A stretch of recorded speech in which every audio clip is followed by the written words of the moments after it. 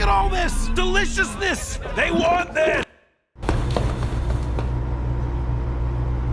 What the hell was that? Was that a Goy slide? Hey everyone, welcome back to Sam Aurelian.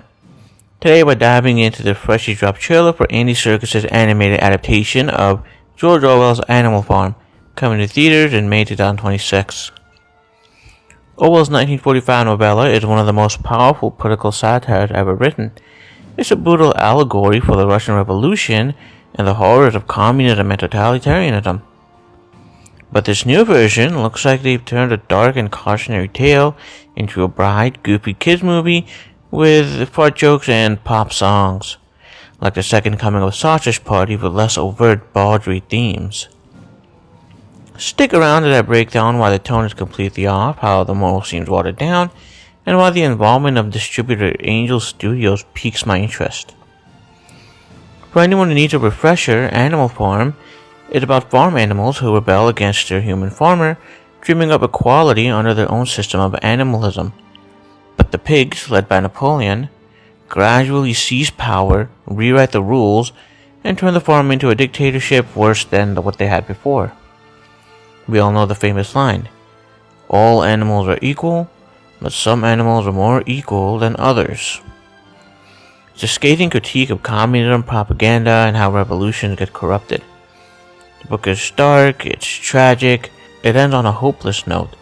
There's no happy resolutions, there's just betrayal, suffering, oppression. The trees here are in misery and the birds are in misery. I don't think they sing, they just screech in pain. Previous adaptations like the 1954 animated film and the 1999 live-action version kept that bleak tone intact. Now let's look at this new trailer. It's vibrant, it's sparkling, it's full of fast-paced antics, it's full of celebrity voices like Seth Rogen as Napoleon, Woody Harrelson as Boxer, Kieran Culkin as Squealer, Glenn Close as an enemy insert billionaire character named Frida Pilkington. And the animation style screams modern family comedy, like something from Illumination. There's booty gags, whimsical chaos, and even sci-fi elements. Hey yo, what the fuck? Trailer uses upbeat pop music and leads into silly mile-a-minute energy. It looks fun if you're a tragically brain-rotten 7-year-old.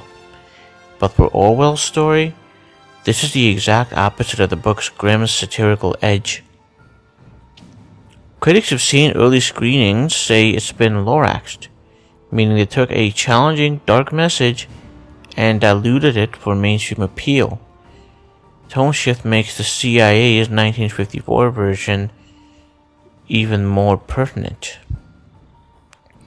The bigger issue is the moral. Orwell's warning is specifically about how idealistic revolutions, such as the Bolsheviks, devolve into authoritarianism through propaganda and power grabs. It's anti-totalitarian with clear parallels to Joseph Stalin. But this adaptation, written by Nicholas Stoller, who's written comedies like The Muppets, adds new stuff. A gender-swapped snowball for some reason, piglets being used as cute sidekicks, and a big bad billionaire human scheming from the outside. Reviews suggested shifting the allegory towards modern big business run amok, or corporate corruption, rather than pure political betrayal from within. How original.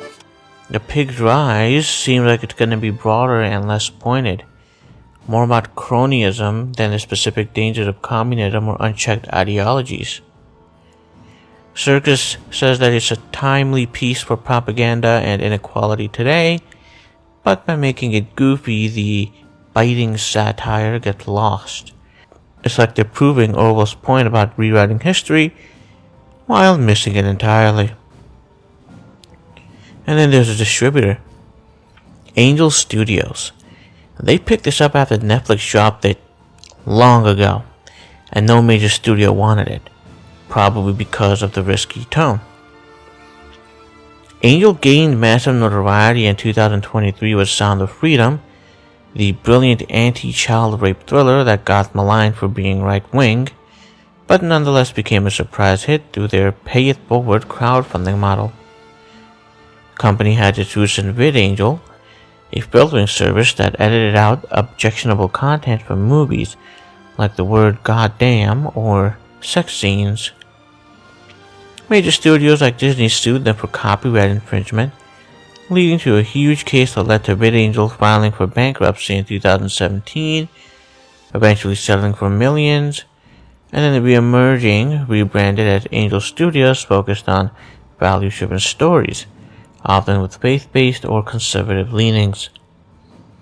Picking up Animal Farm, a story about oppressed animals riding against exploitive communists, seems to be in line with what Angel had been distributing thus far. But this version? It's like the 2017 version of Chips. Look, Andy Serkis is a legend, and the voice cast is stacked. Maybe the full movie surprises us and keeps some edge. The trailer could just be some clever marketing to sell tickets. But based on what's been shown, this feels like a missed opportunity to bring Orwell's urgent warning to a new generation without dumbing it down. What do you think? Does the trailer excite you, or does it worry you like it does me? Drop your thoughts in the comments. Have you read the book, seen the old adaptations? If you're new here, hit like and subscribe for more. Thanks for watching. See you next time. Goodbye.